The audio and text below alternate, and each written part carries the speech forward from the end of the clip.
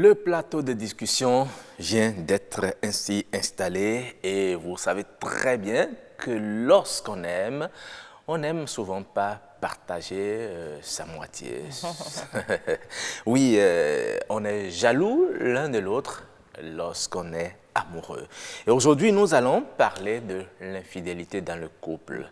Pourquoi la société ne tolère pas du tout que la femme soit infidèle, alors qu'au même moment, cette même société semble tolérer l'infidélité au niveau de l'homme. Quelles peuvent être les conséquences de ce phénomène dans la société? Eh bien, Karamat, nous sommes là pour en parler avec nos invités qui nous ont déjà rejoints sur ce plateau. Voilà, vous l'avez bien dit, c'est cela même. Le sujet est déjà connu depuis hier par nos amis et comme vous l'avez dit, nos invités qui vont faire le débat avec nous sont déjà bien installés sur ce plateau. Ils répondent au nom de, je commence par la dame, Yessi Peggy Torinlo. Bonjour, madame. Bonjour. Très belle coupe de cheveux, j'adore. Merci. C'est simple, c'est beau. Ouais. Merci. Alors, il faut dire à nos amis qui nous suivent que vous êtes agroéconomiste et une femme. Une femme mariée, et coach en plus. Femme et coach en plus. Ouais. Intéressant ça. Intéressant en tout cas. Donc, à double titre, vous aurez à répondre à quelques-unes de nos questions. Le Et temps elle dispense des cours à l'université d'Abomey-Calavi. Voilà, une autre précision très importante. Elle dispense des cours à l'université d'Abomey-Calavi. En face de vous, c'est un monsieur bien sage, bien cool dans les propos et ça sort toujours avec des proverbes. Toujours, et comme vous le voyez, c'est des proverbes, c'est souligné là sur la petite feuille. Daniel Adjé, vous êtes journaliste à l'ORTB, à BB24 précisément. Bonjour à vous. Bonjour Karamat. Bonjour. Bonjour Roch. Oui, bonjour. Bonjour madame. Bonjour. Alors, vous avez écouté le sujet. Voilà, un soupir déjà, il a fait comme quoi j'ai beaucoup à dire aujourd'hui. Oui. On va donc y aller avec vous. On va essayer d'y aller. Monsieur Daniel Adjé, dites-nous, quelle est la valeur que vous accordez à la fidélité dans un couple? La fidélité dans un couple, c'est ce qu'il y a de meilleur. C'est l'idéal vers lequel mari et femme doivent tendre tous les jours. C'est le secret de leur réussite. C'est la clé de leur bonheur et du bonheur de leurs enfants. Parce que le succès de l'homme, comme le succès de la femme, le succès des enfants, sont tous tributaires de la fidélité entre les deux conjoints. Donc, rien ne dépasse la fidélité. Les milliards ne sont rien à côté de la fidélité entre l'homme et la femme. D'accord.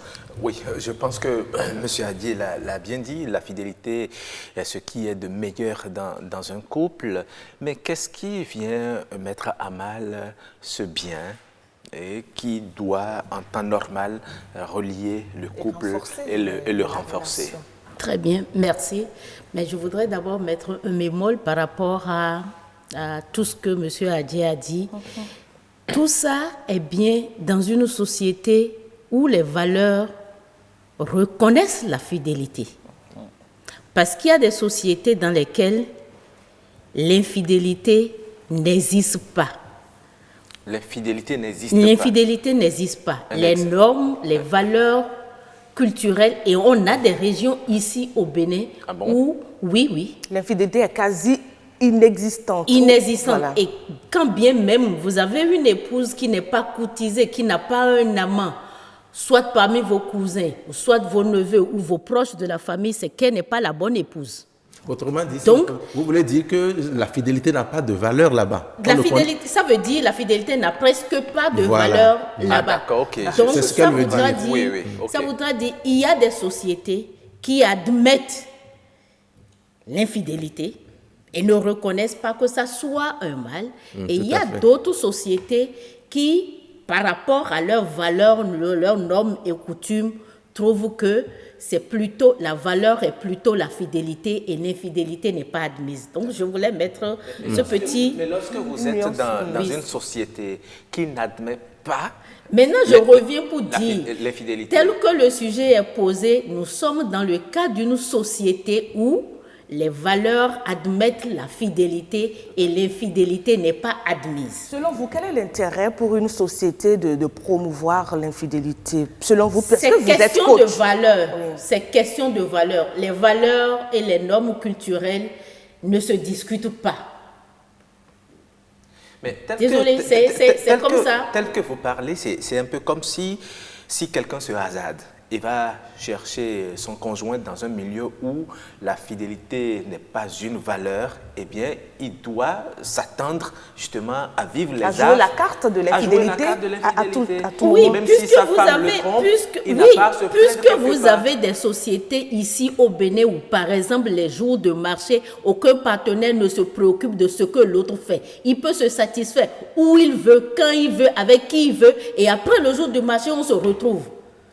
Est-ce que selon vous, c'est normal? Non, je ne peux pas juger parce que ce sont les normes et les valeurs de cette société. Mais nous sommes dans donc une je reviens, oui, je fais ce que c'est juste. Oui, mais ici au Bénin, il y a des régions qui existent comme ça.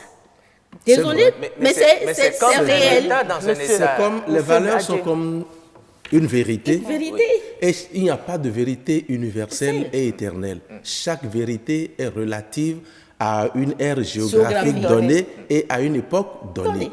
Vérité au-delà des Pyrénées, erreur en deçà, dit quelqu'un. Alors pour vous qui défendez la fidélité, par exemple, est-ce que cela ne vous gênerait pas de voir que tout doucement, parce que Mme Peggy l'a dit tout à l'heure, que nous avons des régions ici au Bénin où l'infidélité est applaudie. Est-ce que vous, quel serait votre sentiment? Non, je ne dis pas applaudi, mais accepté. C'est accepté. Est-ce que vous, quel serait votre sentiment de voir que tout doucement, les autres régions de la société sont en train de basculer vers ce mode de vie? Quel serait vous personnellement votre sentiment? Oui. Vous savez, les mauvais exemples corrompent toujours les bonnes mœurs.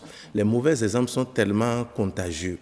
Quand ces gens-là, ces peuples où les vices sont des valeurs, l'infidélité n'est pas infidélité, c'est toléré, c'est permis. Le jour de marché, par exemple, le monsieur fait ses affaires avec qui il veut, madame aussi de son côté fait ses affaires avec qui elle veut, en plein jour.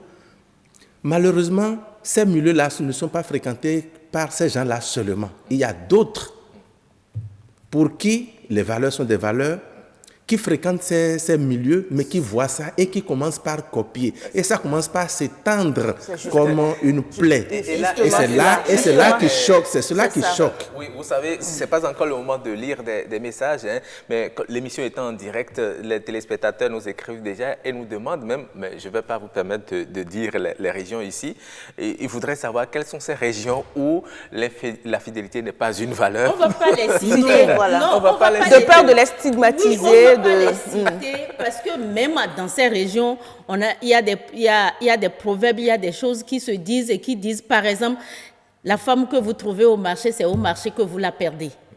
Ça voudra dire que quoi? Quand bien même l'infidélité n'est pas, j'allais dire, est presque acceptée, l'infidélité est presque acceptée, ils ont quand même une certaine reconnaissance de ce que la fidélité est.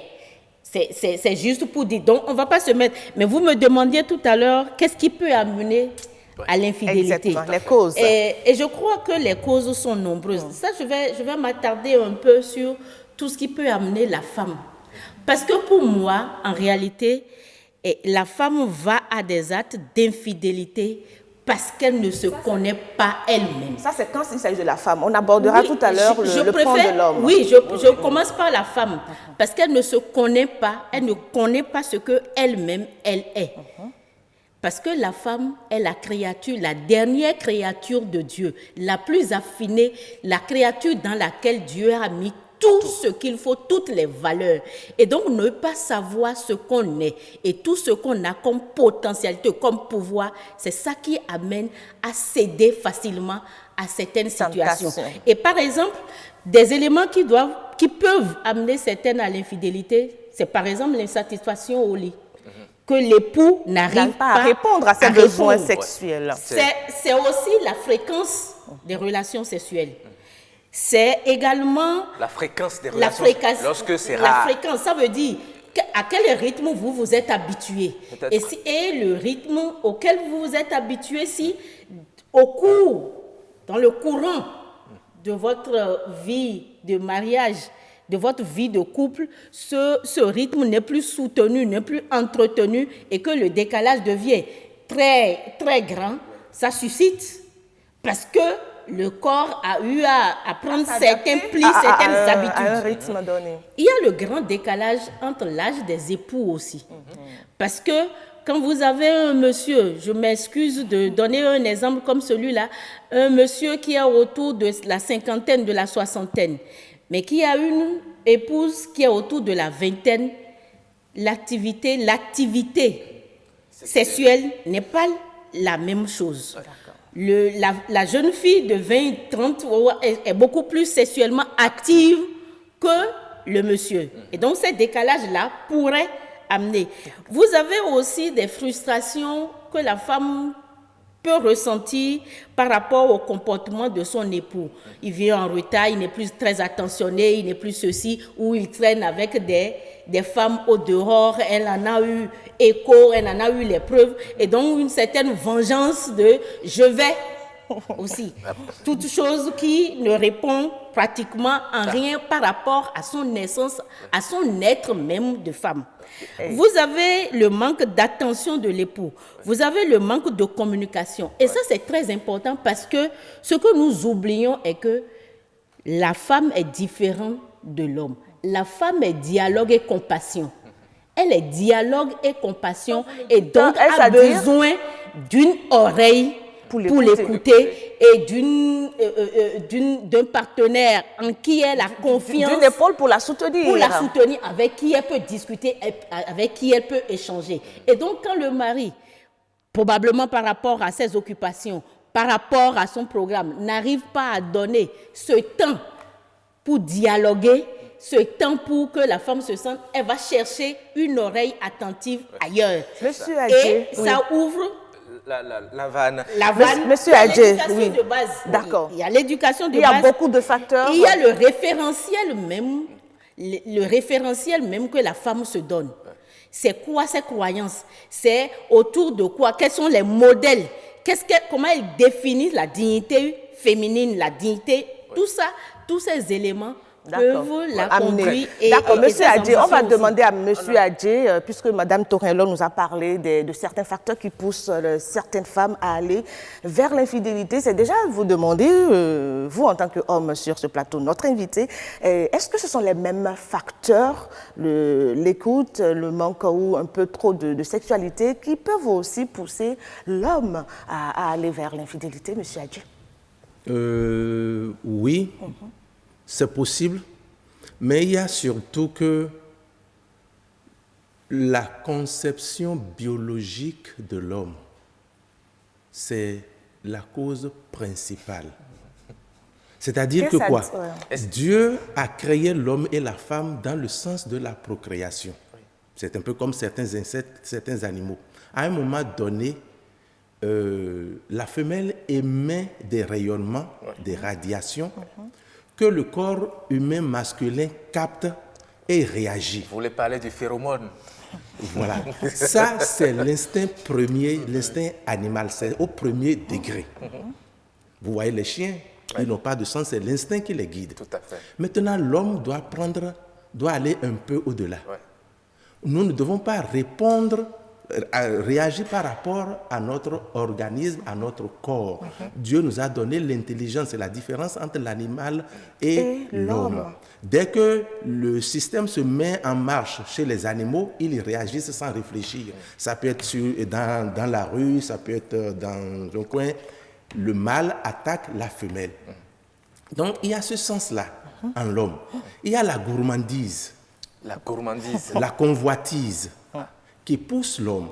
L'homme a tendance à croire que dès lors que quelque chose bouge, une femme bouge, il doit réagir. Mais qu'est-ce qui peut expliquer cela selon vous? C'est ce que je disais, c'est son organisme qui est comme ça. Il ne peut pas résister à cette... Il reçoit des rayonnements.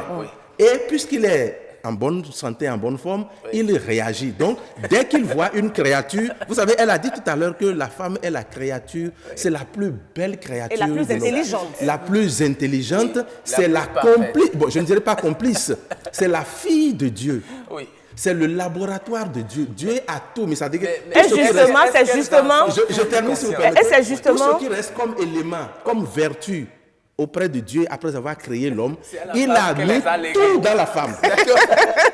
Il a tout mis dans la femme. Madame Peggy veut réagir. Je voudrais compléter un peu en disant, tout à l'heure j'ai dit, la femme est dialogue et compassion. Mais l'homme est compétition et action. Ah. Il est compétition et action. Et c'est ça qui fait que, c'est parce qu'il est défini dans son essence même, il est compétition et action qui fait que tout ce qu'il bouge, il doit tirer dessus. Il doit. Et Dieu l'a conçu. Et Dieu l'a conçu comme ça. Et vous voyez, si vous prenez la morphologie, tout ce qui est organes génitaux de l'homme est au dehors. Il est poussé vers l'extérieur. Oui. Et par contre, la femme, tout est à l'intérieur. Absolument. Donc, c'est-à-dire, c'est fait, c'est Dieu même qui a créé ça de cette façon. Et dans sa compétition et dans son action, il est toujours là à bouger. D'accord. En attendant, nous allons tout à l'heure passer à la lecture des messages. Mais avant, je crois qu'il y a... Puisque nous parlons des causes de l'infidélité, j'ai bien envie de partager très rapidement avant d'aller à la pause au micro-trottoir. Un message, puisque les téléspectateurs réagissent. Il y a quelqu'un, Epiphane Ayawe, qui dit ceci par rapport aux causes. Il dit les mauvaises compagnies ou mauvais conseils, la curiosité. Ce qui peut pousser justement la femme à l'infidélité. Les fréquentations tout à l'heure. Oui, il a dit la curiosité. Je ne sais pas ce que la femme veut aller découvrir. Il dit le pli qu'elle a eu depuis sa puberté ou son environnement de croissance ou de vie, l'insatisfaction sexuelle irrémédiable, le désir de vengeance, l'infertilité de l'homme, l'ambition démesurée, la nostalgie persistante ou l'amour persistant pour un ce sont copain encore d'enfance quelques causes. Un ex. Quelques causes. Voilà, la tradition dans certains milieux ou ethnies. Voilà quelques causes de l'infidélité de la femme dans un couple. Oui. Nous allons, comme vous le disiez tout à l'heure, Roch, nous rendre dans quelques rues de Cotonou où nous avons pu rencontrer des citoyens. Ils se sont prononcés sur le sujet, comment ils apprécient la fidélité ou l'infidélité dans un couple. Nous allons les regarder tous ensemble. La fidélité des deux couples, c'est très important. C'est très, très important.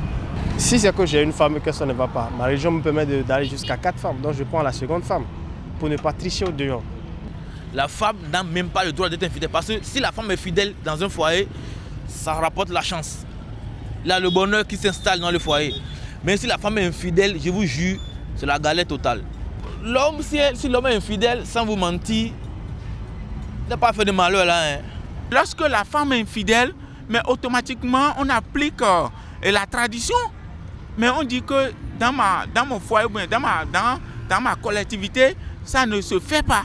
Alors, si ça en est ainsi, on jette la femme, on ramasse, on l'enlève du foyer. Naturellement, on sait que c'est une injustice. Naturellement, c'est une injustice, mais on n'a pas le choix. On n'a pas le choix, c'est une injustice, puisque c'est Dieu qui a créé ça. Du coup, l'homme peut avoir, regardez, hein, l'homme peut avoir 10 femmes. Tout le monde est fautif. Et pourquoi Dieu nous pardonne? Si nous faisons recours à notre Seigneur Jésus, ceci étant, on ne devait pas tirer, mais il faut que la femme, parce que l'homme se dise, l'homme là, la femme elle est sacrée. Et c'est pour cette raison que nous ne tolérons pas cela. L'homme ne tolère pas. On constate aujourd'hui que les femmes sont de plus en plus infidèles. Et parfois même ça s'acclame aussi. Lorsque dans un couple cela survient, la première des choses c'est le pardon. Le pardon. Et après le pardon, il ne faudrait pas que le conjoint coupable récidive. C'est là où le drame s'observe. Pourquoi nous ne pouvons pas établir d'une manière officielle l'infidélité des hommes? Et c'est cette infidélité qui est à l'origine de beaucoup de ruptures. L'infidélité entre la femme et l'homme entraîne beaucoup de guerres aujourd'hui. Il va falloir qu'on commence par enseigner le mot fidélité et le mot infidélité à nos enfants depuis le collège. Voilà donc les réactions des citoyens que nous avons rencontrés dans la ville de Cotonou. Ils se sont prononcés sur le sujet. Eh bien, déjà, madame, je vous vois prendre beaucoup de notes. Qu'est-ce qui vous a particulièrement marqué dans ce que les citoyens ont dit? Et vous allez aussi nous dire pourquoi c'est sur la femme on porte le regard accusateur quand il y a infidélité. Il y a deux grandes choses, merci, il y a deux grandes choses qui m'ont marqué dans le Vox Populi. La première, c'est le regard accusateur que la société a sur l'infidélité de la femme.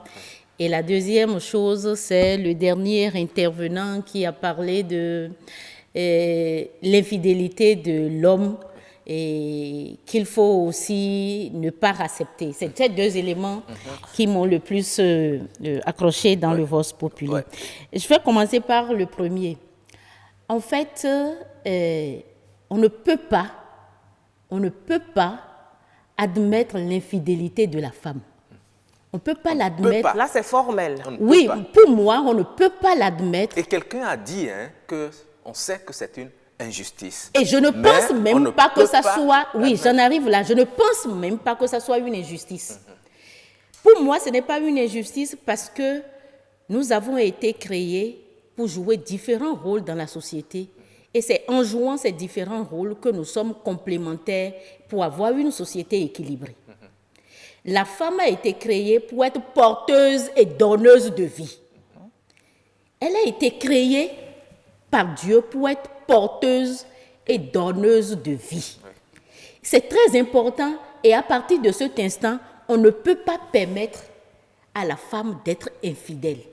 Parce que l'être qui va porter et donner la vie ne peut pas être un être qui, entre guillemets, voltige, un être en qui on ne peut pas avoir toute la confiance, on ne peut pas se dire ça, c'est mon épouse.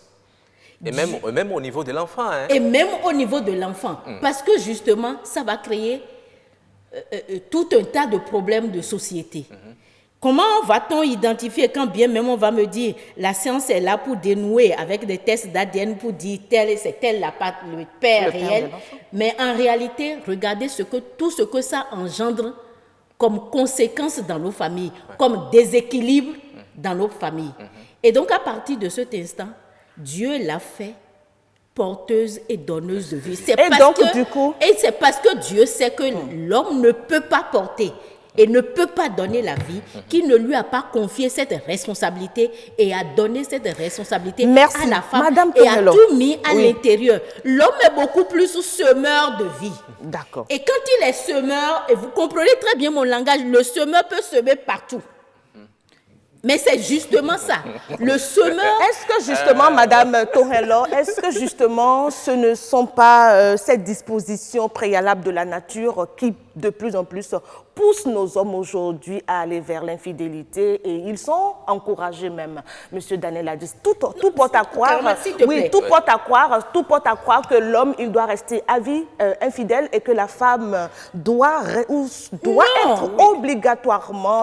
non, ce n'est pas que cette disposition naturelle du créateur même de l'univers dit homme, allez-y à l'infidélité, ce n'est pas ça. Mais ils y vont, le constat est là. C'est ça qu'il faut comprendre, puisque lui-même a dit homme, aime ta femme, parce qu'il sait que l'homme peut rester avec une femme sans pouvoir l'aimer, quand bien même elle est sous son toit. Monsieur Adjé veut réagir sur ça aussi.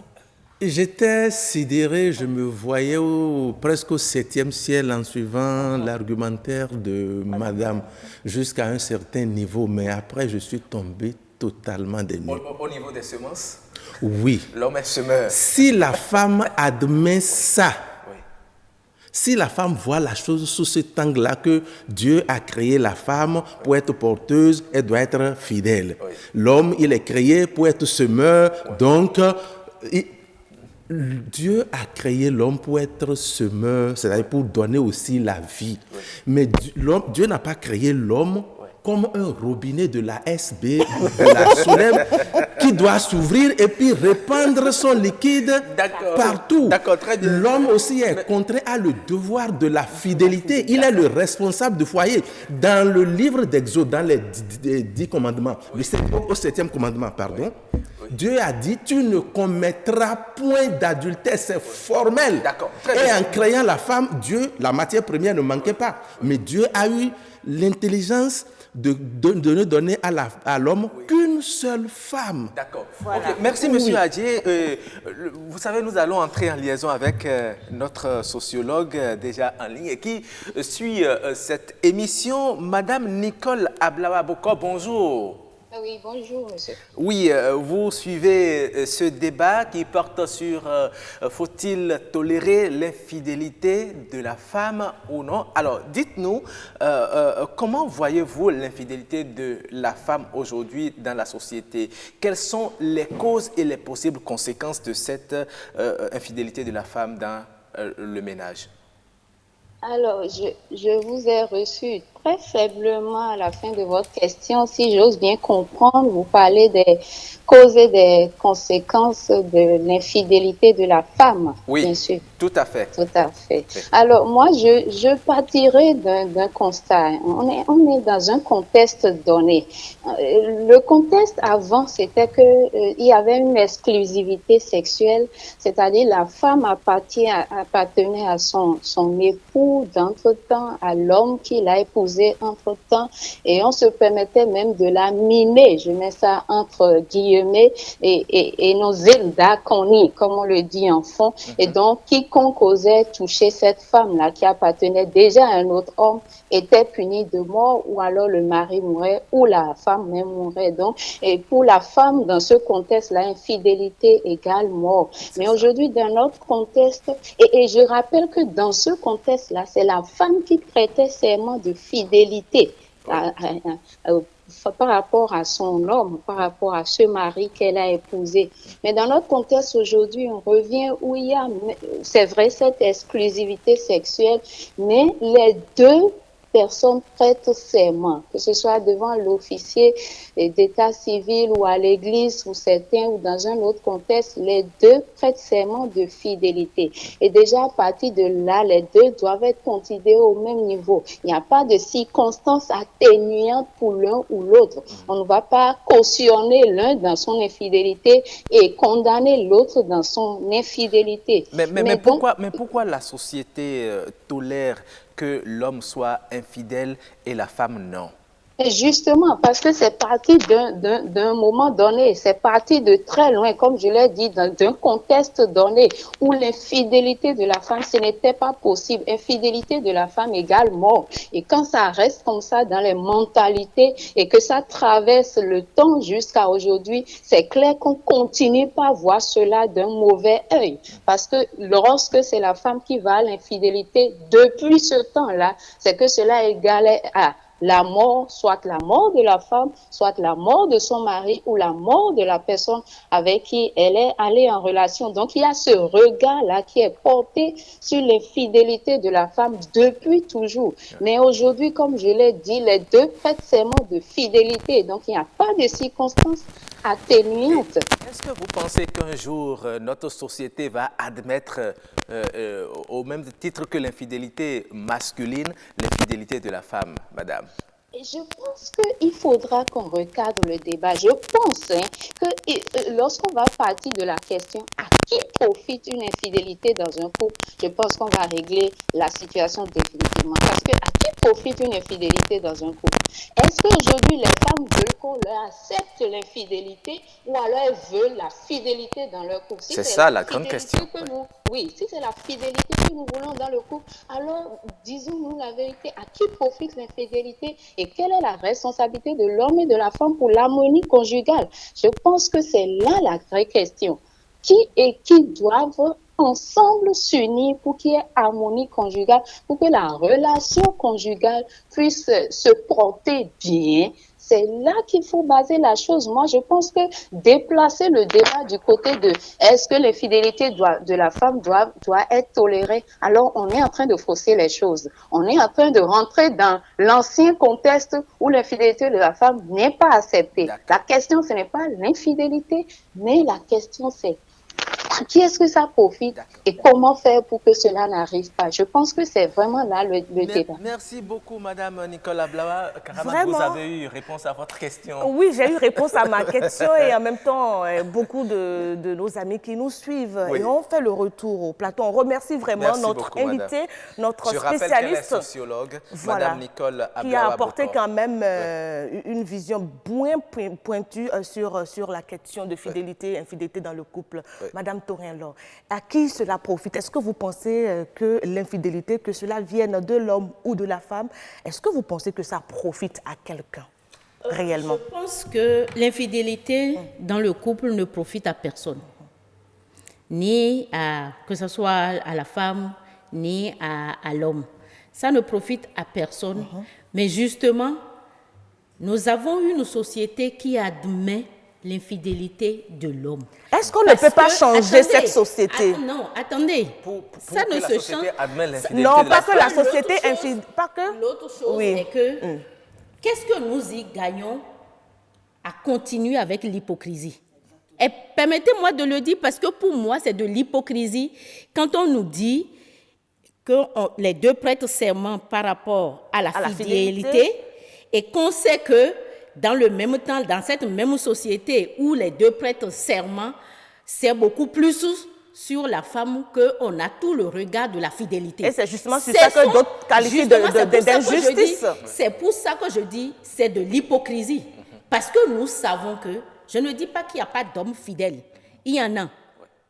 Et pour moi, c'est l'exception qui confirme la règle.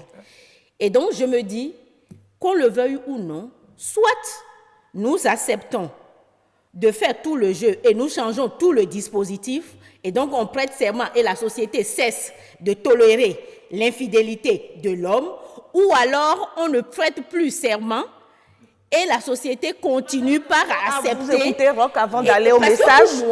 Écoutez, Madame Torin-Laure, c'est à croire que la société, qu'on le veuille ou non, n'arrivera jamais à avoir des hommes fidèles. À partir du moment où nous avons dit que la femme, nous ne sommes pas encore rentrés dans une situation ou dans une société où la polyandrie est permise. C'est ça. Par contre, jusque-là, nous sommes dans cette société au Bénin, chez nous, ici, où la polygamie est permise. On va revenir à vous le temps de lire quelques messages. Ou qu'il y a d'autres épouses qui arrivent. Madame Torin-Laure, vous allez me dire que ça continue Madame pas à être de la fidélité. Vous allez permettre qu'on lise quelques messages parce qu'ils sont nombreux à nous écrire en ce moment. Nous allons lire leurs messages, partager leur point de vue. Commencer. Voilà. Donc, oui, il y a Madame Bachiomba qui a dit ceci. Salut chers tous et merci pour ce sujet sensible. L'homme et la femme sont deux êtres, éléments de la société, ayant des droits et des devoirs, puis égaux devant la loi. Mais sur d'autres cieux, à l'homme, il est permis la polygamie, mais pas la polyandrie, exactement comme disait Madame. À la femme, pour raison d'éthique, d'honorabilité pour soi, sa famille, encore plus pour ses enfants.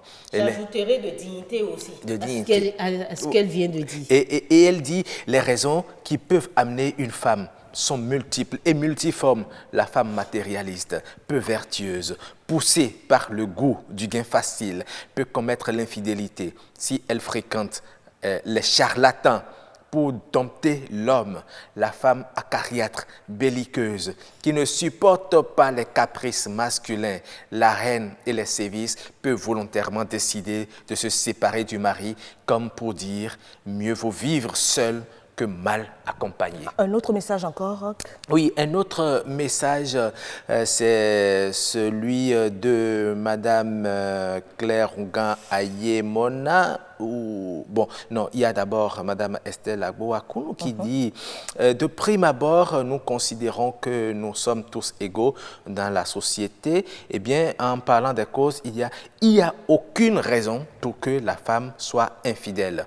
S'il est possible de pardonner l'infidélité de l'homme, c'est que logiquement, celle de la femme aussi doit être pardonnée. Les conséquences de l'infidélité de la femme sont énormes. De toute évidence, ce foyer est voué à l'échec. La confiance n'existe plus.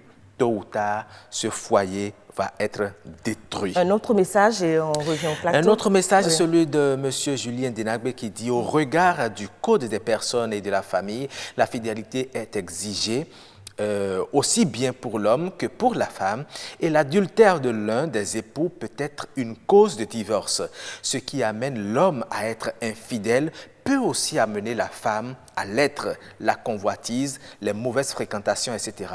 Je pense qu'il faut évaluer les conséquences du divorce et l'ampleur de l'acte, c'est-à-dire l'infidélité, avant de décider s'il faut pardonner ou pas. En tout état de cause, lorsque la vie de l'homme est en danger ou lorsque l'infidélité de votre épouse est un secret de polichinelle, il vaut mieux vous débarrasser d'elle. L'infidélité de la femme fait disparaître l'amour dans le foyer. L'homme devient vulnérable à tout point de vue.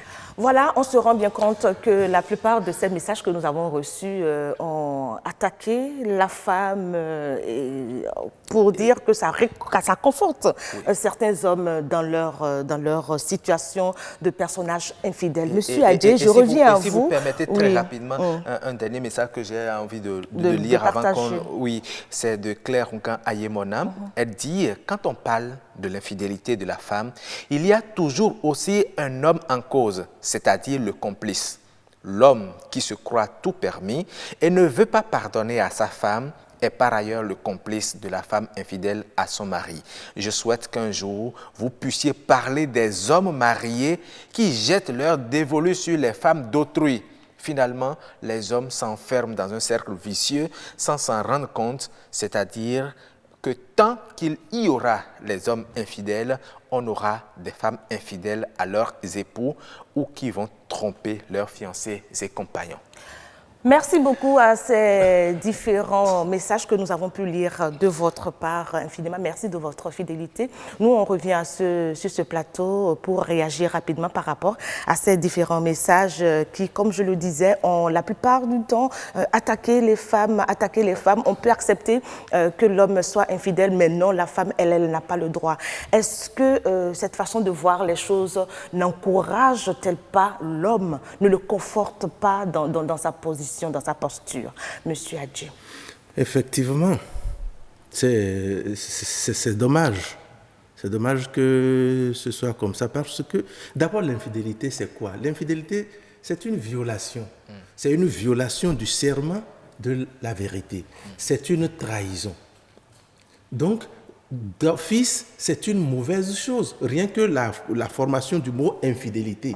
Il y a la fidélité et puis il y a le préfixe « in » qui veut dire la négation. Donc, c'est une mauvaise chose, cela. Mais pourquoi on en arrive à tolérer que l'homme soit infidèle et que c'est la femme qu'on accuse? C'est justement parce que, entre-temps, les hommes, puisque c'est les hommes qui font les lois, ils se sont taillés la part du lion et de l'éléphant en même temps. Et ça date depuis l'aube des temps. Vous savez, quand on a amené à Jésus-Christ la femme surprise en flagrant délit d'adultère, est-ce qu'une femme commet l'adultère toute seule? C'est avec un homme. Pourquoi on n'a rien dit de ce monsieur-là? On a tué totalement son nom. On n'a même pas parlé de lui. Et c'est la femme qu'on amène à Jésus et on est prêt à la lapider. Est-ce qu'on peut même dire que l'infidélité de l'homme est d'essence biblique? Non. La Bible ne tolère pas l'infidélité. Mais se référant au cas que vous évoquez, c'est la femme surprise en plein adultère qu'on a blâmée. Et quand on l'a amenée à Jésus, Jésus lui a pardonné. Parce que Jésus voulait enseigner, parce que Jésus voulait enseigner là, typiquement le pardon des péchés. L'amour du prochain. et non les sacrifices. D'accord. C'est par rapport à l'amour du prochain. Avant de passer à vous, madame, hein, très rapidement, un message aussi. C'est celui de madame Claire Moukan-Ayemona qui est très intéressée par le sujet. Elle dit, je voudrais ajouter un dernier point qui ne va certainement pas plaire aux hommes. Elle dit, juridiquement, sans mariage, on ne peut pas parler d'infidélité puisque la fidélité est un devoir découlant des engagements du mariage. C'est donc un abus de langage que de parler d'infidélité en l'absence de mariage. À la rigueur, on peut parler de tromperie. Je sais par avance que beaucoup ne seront pas d'accord avec moi et je respecte leur droit à une opinion contraire à la mienne. Oui, je voudrais dire, on a amené la femme adultère à Jésus, au-delà de l'enseignement du pardon. Nous avions dit tout à l'heure, la femme est la dernière créature de Dieu. Oui. C'est la plus vertueuse. C'est en elle que toutes les valeurs, tout ce qu'il y a de sublime a été mis. Et du coup, sachant très bien que c'est elle qui est la dernière créature, elle n'a pas droit à l'erreur. Contrairement aux autres créatures qui sont venues en avance, sur lesquelles on sait que ce n'est pas tout à fait la perfection, tout n'a pas été encore complètement permis, complètement vertueux. Donc, eux, ils ont encore droit à faire certaines erreurs que la dernière créature n'a pas le droit de faire. Et par rapport au message de Mme Claire, il aurait fallu qu'elle précise de quel mariage c'est. Voilà. Parce que l'autre chose, déjà le mariage coutumier, déjà à ce niveau, à une forme de mariage où on prend des engagements. Ouais. Donc quand les gens ont déjà passé cette étape, de mon point de vue, du mariage coutumier, ils ont déjà pris l'engagement de la fidélité. Oui. Alors, nous allons aborder le dernier aspect de ce plateau parce qu'il nous reste quelques minutes, mais puisqu'il y a des gens qui continuent de réagir, on va leur faire plaisir. L'infographie nous a balancé le message tout à l'heure. qu'on va voir. Oui, ramenez le message s'il vous plaît. Le message dit quoi? La manière dont la dernière question est libellée montre le parti pris pour l'homme. Le parti pris pour l'homme. Ceci étant, je réponds dans l'ordre. L'insatisfaction sexuelle des crises, les crises répétées au sein du couple, le manque d'affection, d'attention, de considération, de respect peuvent conduire la femme à l'infidélité. Une autre chose que je pourrais ajouter, quand vous ne l'avez pas dotée, elle peut se dire qu'elle n'a pas d'engagement véritable avec vous et donc pas de totem de chez vous à respecter. Voilà ce que c'est Alain Sochouman qui nous a envoyé ce message. Merci à lui pour ce partage-là, son opinion, son point de vue. Alors, je voudrais qu'on aborde rapidement les conséquences. L'infidélité, qu'elle vienne de l'homme ou de la femme, qu'on le veuille ou non, nous rêvons d'une société sans vice, sans problème, d'une société où coule le lait et le miel, comme dit-on, et la famille, le couple est la première cellule d'une vie en société.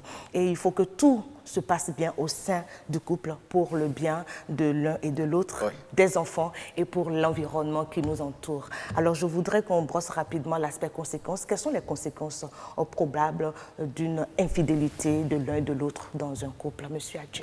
Les conséquences de l'infidélité sont désastreuses et nombreuses. Il y a d'abord que le conjoint cocufié se sent mal, très mal à l'aise. C'est comme si la terre se dérobait sous ses pieds. Il a envie de mourir 10 fois. Il ne conçoit plus l'avenir avec ce conjoint-là. Le conjoint cocufié, l'homme ou la femme, est prêt à tout.